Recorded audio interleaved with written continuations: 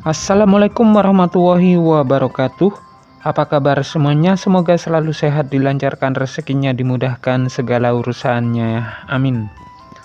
Nah, di video kali ini saya akan berbagi informasi terkait pencairan bantuan PKH tahap 2 maupun BPNT tahap 2 tahun 2025.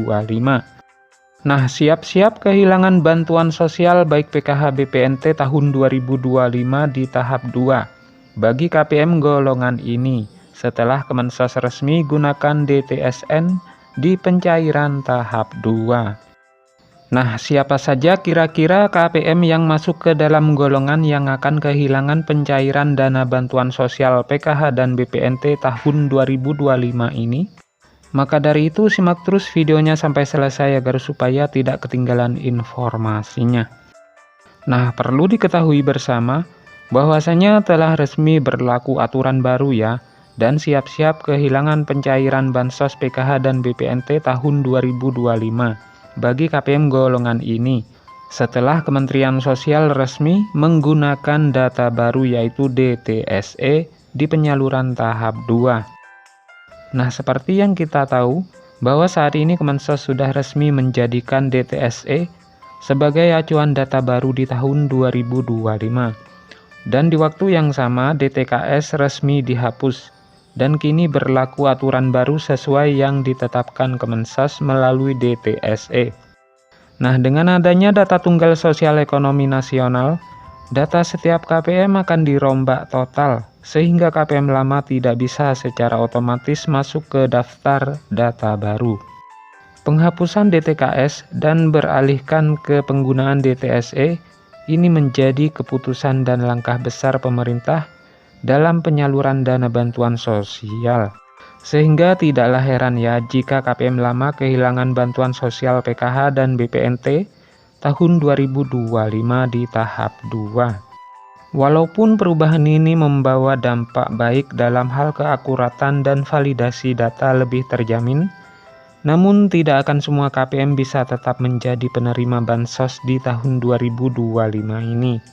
Ada golongan-golongan tertentu yang akan kehilangan Bansos PKH dan BPNT tahun 2025. Dan golongan tersebut tentunya sudah ditetapkan oleh Menteri Sosial sesuai dengan hasil pengolahan data DTSE. Lalu siapa saja kira-kira KPM yang masuk ke dalam golongan yang akan kehilangan pencairan dana Bansos PKH dan BPNT tahun 2025 ini? Nah, berikut golongan KPM yang tidak akan cair lagi di pencairan PKH dan BPNT pada tahap 2 tahun 2025. Untuk yang pertama, KPM atau penerima Bansos lama yang tidak tercatat di dalam DTSN, sehingga tidak akan menerima bantuan di tahap selanjutnya.